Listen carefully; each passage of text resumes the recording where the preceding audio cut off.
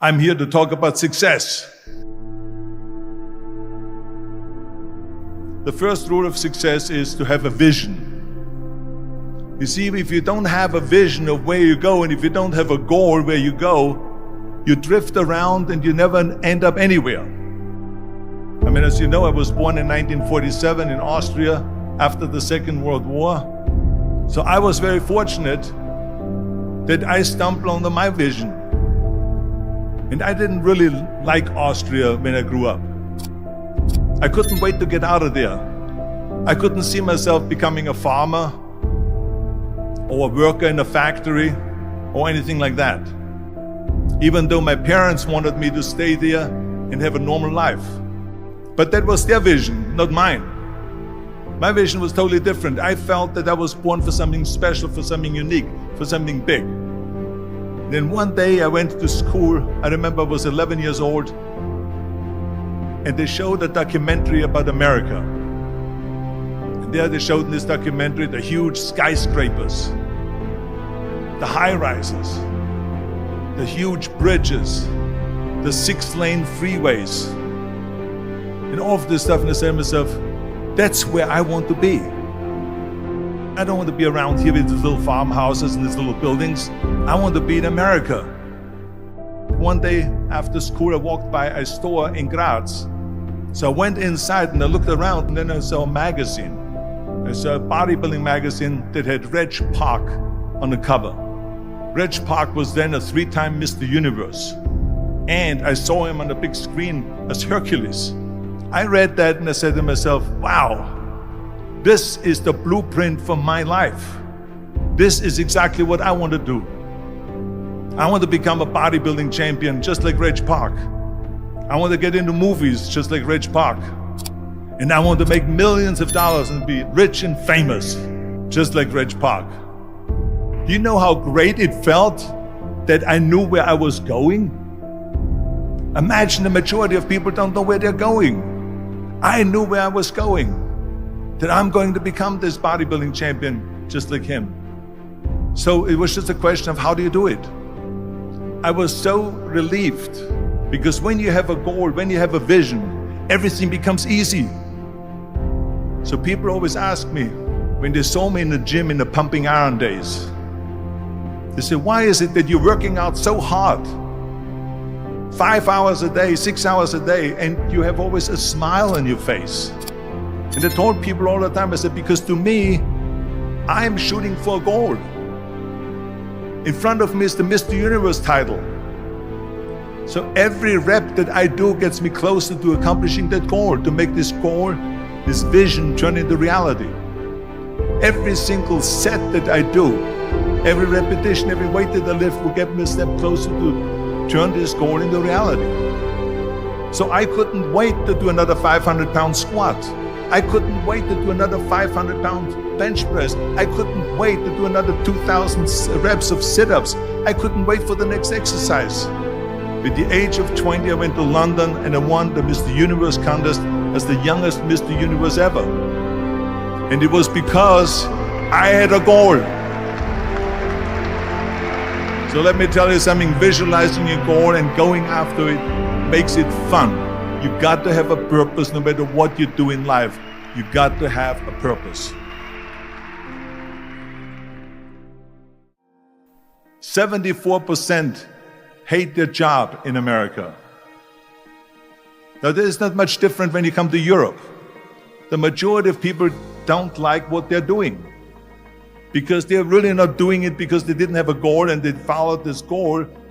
They just aimlessly drift around, and then all of a sudden there's a job opening, so they get that job because you have to work. But then when you work, it's a chore. It's work. It's not fun. So if you think about, only a quarter of the people really enjoy what they're doing in life. That is unbelievable if you think about it. So I felt so blessed that I knew what I was doing. It's like a medical student that studies and knows he wants to become a doctor. You know where to go. And the same thing is also in politics. I remember that in politics, I had a very clear vision that I will be the leader of California.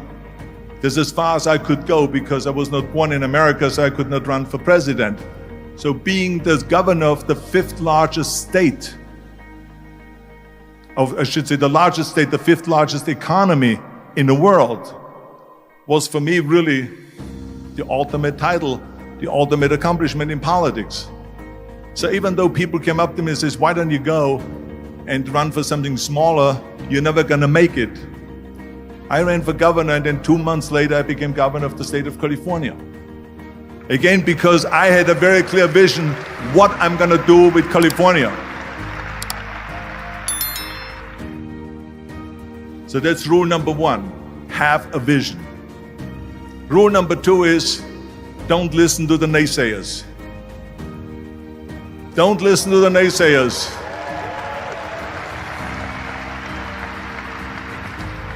Everything I ever did, the thing that I heard out of people's mouth was, that's impossible. That can't be done. Or no. That is exactly what I heard, and of course I proved to the people that it can't be done. So whenever someone said to me, it can't be done, I heard, it can be done. When they said no, I heard yes. And when they said it's impossible, I heard, it is possible. I'm a strong believer of what Nelson Mandela said, that everything is always impossible until someone does it. Well, I'm going to be the one, I said to myself, I'm going to do it and I'm going to show it to them. Maybe it has never been done before. That's perfectly fine with me.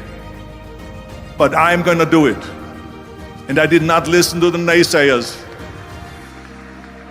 It's all about the hard work that you put in. I said to myself, in bodybuilding, I worked out 5-6 hours a day. I'm going to do the same thing now for acting. And of course, I went to college to study English. I studied the accent removal, acting classes, and all of this stuff all day long. I worked and I worked and I worked. And within a short period of time, I made one movie called Hercules in New York, which of course went right into the toilet. But it didn't discourage me. I still had the same vision. And then all of a sudden I did Streets of San Francisco. I did Stay Hungry and Pumping Iron and The Villain. And then all of a sudden I was asked by Dino De Laurentiis and by Universal Studio to star in Conan the Barbarian. And the same thing was with Terminator. After we were finished filming Terminator, Jim Cameron said to the press, if Arnold wouldn't have had that accent and talked like a machine, I think the movie wouldn't have worked. So think about that. The body and the accent that they attacked was an asset. But I didn't listen to those losers. I didn't listen to them at all. It's just the reality of it is that you cannot listen to the naysayers. So this is a very important lesson for all of you. So when someone says, no, this is a stupid idea, you in your mind, you don't have to say it, but in your mind just say this of you asshole. What do you know?